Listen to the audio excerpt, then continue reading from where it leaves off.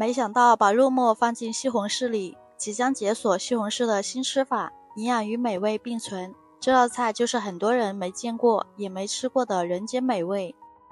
树上摘的西红柿打上十字花刀，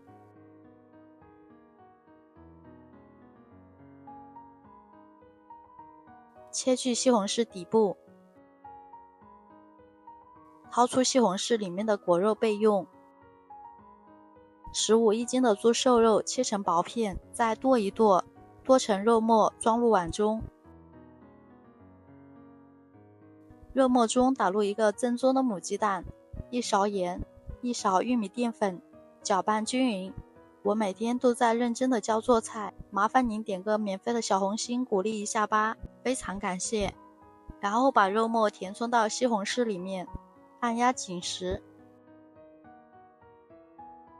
水开，把西红柿放进来，大火蒸15分钟。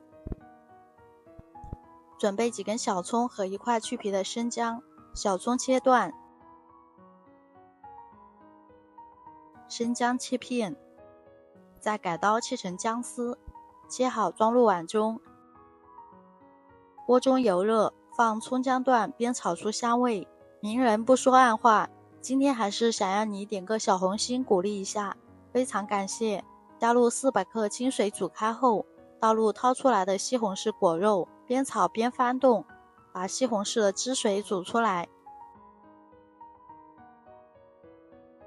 调味加入盐和鸡精，然后把残渣捞出来，加入1勺水淀粉，勾个芡，大火煮开就可以了。